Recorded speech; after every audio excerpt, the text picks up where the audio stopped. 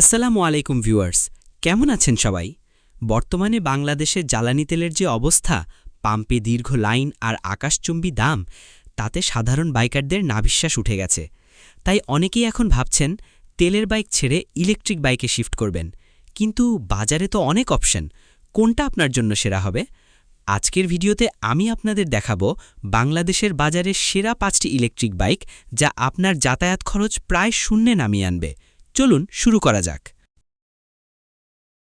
এটি দেখতে হুবহু কমিউটার বাইকের মতো। এর 2.5 কিলোওয়াট মোটর আপনাকে দিবে শক্তিশালী পারফরম্যান্স। যারা স্কুটার না চালিয়ে বাইকের ফিল পেতে চান, তাদের জন্য এটি সেরা।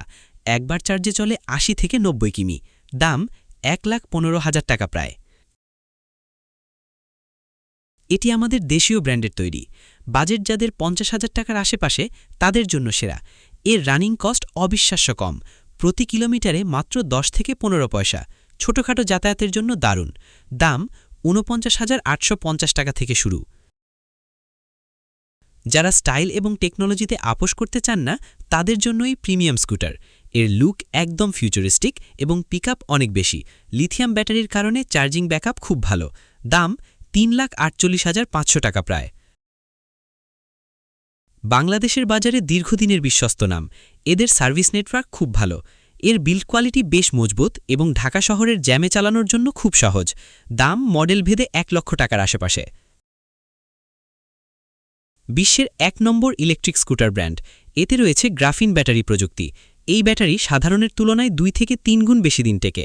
একবার চার্জে 100 কিমি প্লাস মাইলেজ পাওয়া সম্ভব। দাম 1,30,000 থেকে 1,50,000 টাকার মধ্যে। অনেকেই প্রশ্ন করেন ই-বাইক কেন কিনব? সহজ হিসেব দেখুন। সাশ্রয়।